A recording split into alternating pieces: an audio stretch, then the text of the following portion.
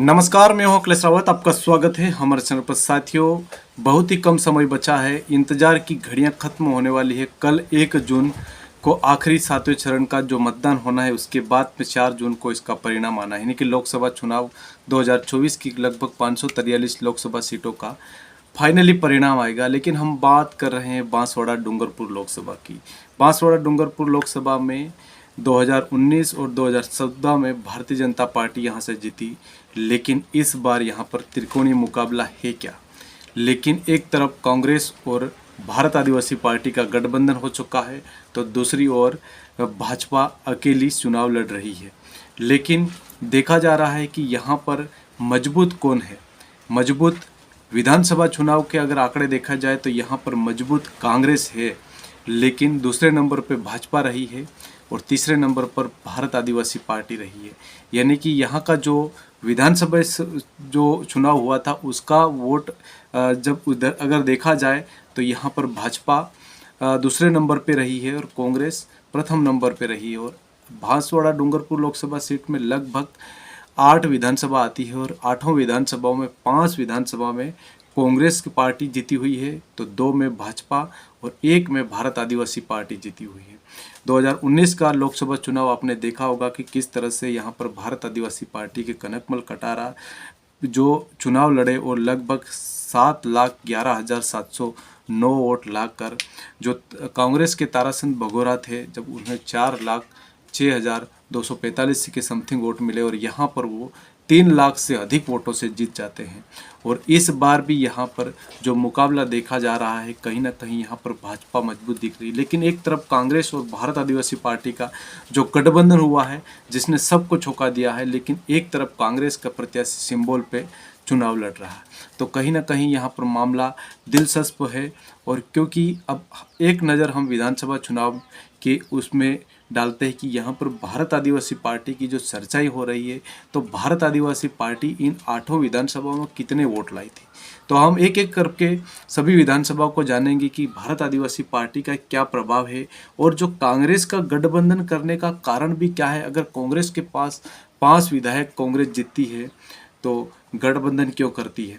तो गठबंधन करने का यही कारण है क्योंकि कांग्रेस से विधायक रहे, यानी कि बागीदोरा सीट से जो विधायक रहे, जो महेंद्रजीत सिंह मालवीय, जो कि कांग्रेस से लगातार वहां से विधायक जीतते आए हैं और एक बार कांग्रेस से सांसद भी रह चुके, लेकिन वो हाल ही में उस समय जब वो कांग्रेस को छोड़कर वो भारतीय जनता पार्टी में शामिल हो गए, तो कांग्रेस के सामने कोई विकल्प नहीं रहा और इसलिए भारत आदिवासी पार्टी का समर्थन कांग्रेस ने कर दिया और गठबंधन कर दिया। यानी कि एक इंडिया गठबंधन जो पूरे देश भर में जो गठबंधन चल रहा है, उसका यहाँ पर इनके साथ गठबंधन हुआ।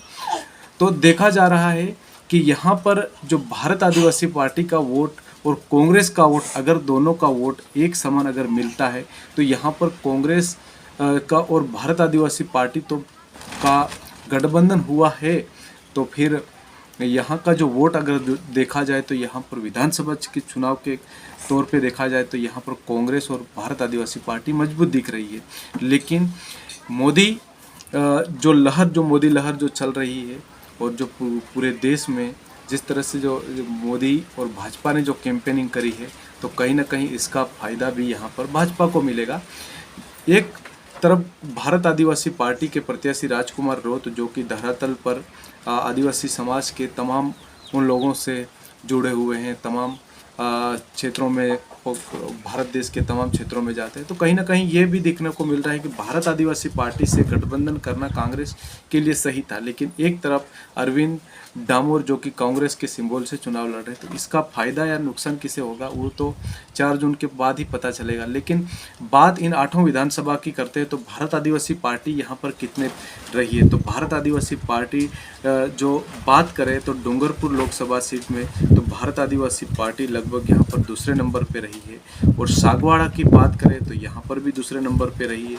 सोरासी की बात करें तो खुद यहाँ से जो भी भारत आदिवासी पार्टी के प्रत्याशी राजकुमार रोत, वो खुद ही जो चुनाव लड़ रहे हैं, वो खुद वहाँ से करीबन 70,000 वोटों से जीते हैं और वहाँ पर प्रथम स्थान पे रही है। और बांसवाड़ा में तीसरे नंबर पे रही है, घाटोल में दूसरे नंबर पे रही है और गढ़ी में तीसरे नंबर पे रही है और बागीदोरा में दूसरे नंबर पे रही है और कुशलगढ़ में तीसरे नंबर पे रही।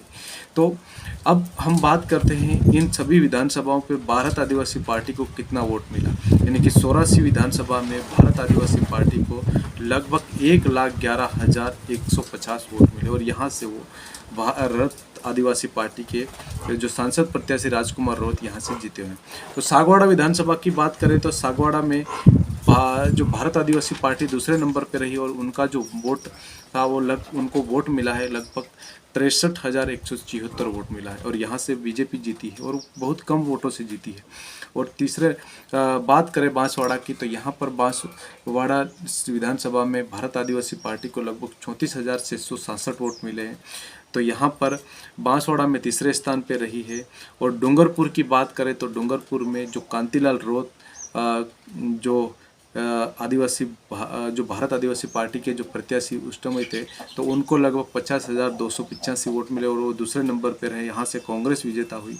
घाटोल की बात करें तो घाटोल में 84,644 वोट भारत आदिवासी पार्टी के प्रत्याशी को मिले। और गढ़ी की बात करें तो यहाँ पर 43,525 वोट मिले।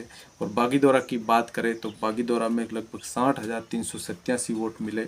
और कुशलगढ़ की बात करी जाए तो कुशलगढ़ में लगभग 33,758 के समथिंग वोट मिले। तो इनका अगर जोड़ेंगे वोट तो कितने, लगभग 4,81,551 वोट भारत आदिवासी पार्टी ने पहले ही प्रयास में जब चुना, जो नई पार्टी बनी और यहाँ पर 8वां विधानसभा इतने वोट लाई।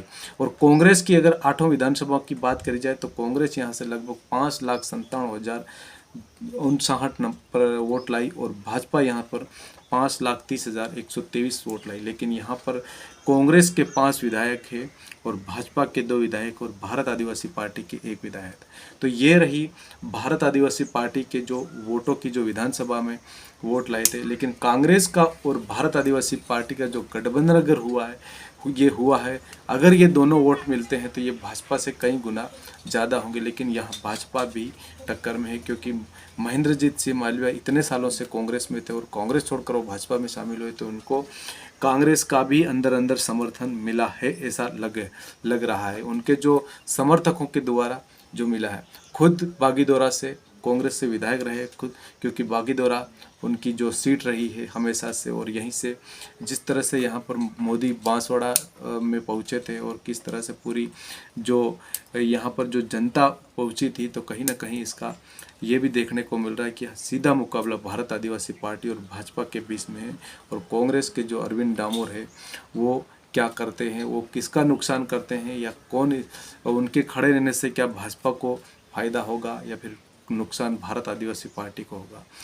ये भारत आदिवासी पार्टी का यहाँ पहले ही प्रयास में इस तरह से वोट लाना, कहीं ना कहीं ये जो सांसद का जो चुनाव हो रहा है 2024 का जो हुआ है उसका जो परिणाम 4 जून को आना है, उस दिन पर जो परिणाम इस लोकसभा सीट का आएगा वो बहुत ही दिलचस्प आने वाला है। क्योंकि कुछ नहीं कह सकते, क्योंकि यहाँ पर कांग्रेस और भारत आदिवासी पार्टी का जो गठबंधन हुआ है तो कहीं ना कहीं अगर सभी 500 विधायकों ने मिलकर अगर भारत आदिवासी पार्टी का जो समर्थन दिया है तो यहाँ से भारत आदिवासी पार्टी मजबूत दिख रही है।